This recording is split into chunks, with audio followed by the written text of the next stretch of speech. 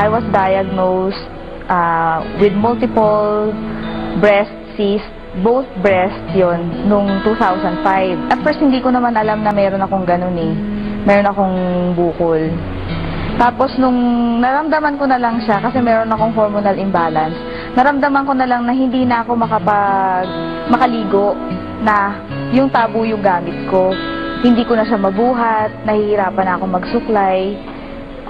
Tapos nung nagpe-pain, nagba-back pain na ako, meron na akong pain sa ganito, pero hindi ko pinapansin. Nung nakalipas na 1 buwan, hindi pa rin nawawala, nahihirapan na ako. Doon ako nagsabi doon sa mother ko kasi umiiyak na ako talaga sa pain. So nagpa-ultrasound ako. Na-find out doon sa first ultrasound ko na maliit lang yung bukol. Pero nagtataka yung mga doktor kung bakit daw nagpe-pain ako, ang liit-liit lang ng bukol.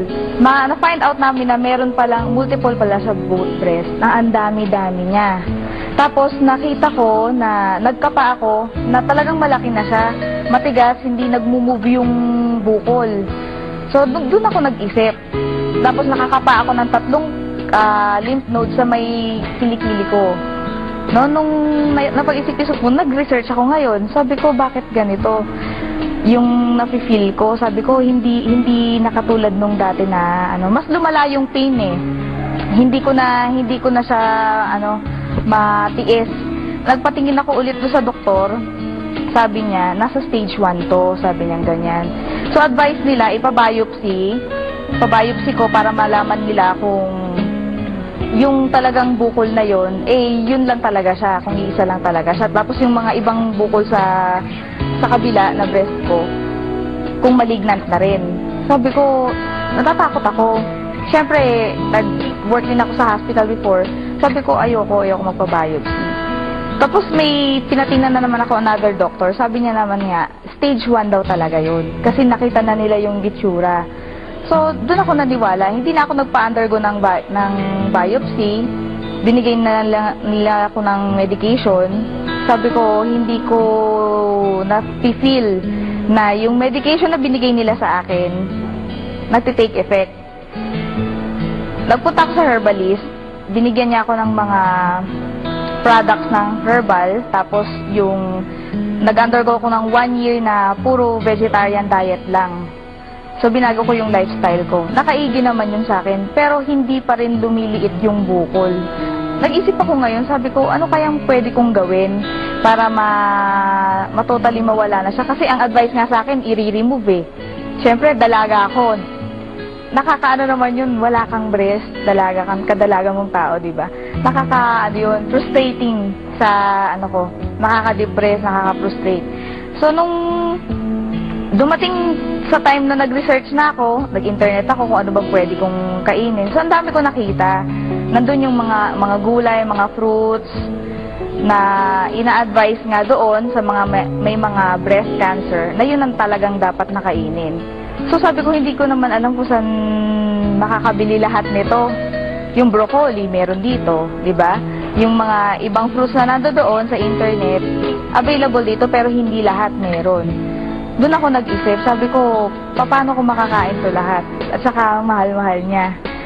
Until such time na dumating yung yung kapatid namin sa church, na binibigay nga nila sa akin to, yung Alive. Ini-introduce nila sa akin yung Alive.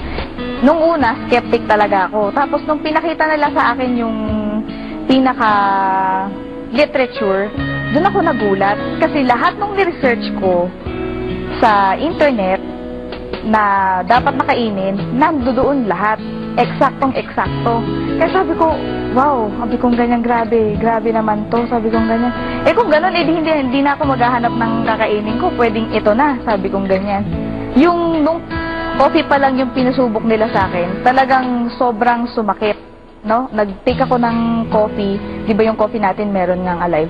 Talagang sobrang sakit niya. Napakapit nga ako sa sa wall, tapos pinagtatawanan nila ako kasi nga, sabi ng ganyan, yan pa lang ang tinitake mo, nagpe-pain ka na. Sabi niya, ibig sabihin yan, reaction. Which is alam ko naman dahil hindi na bago sa akin yung herbal. Nung nag-take na ako ng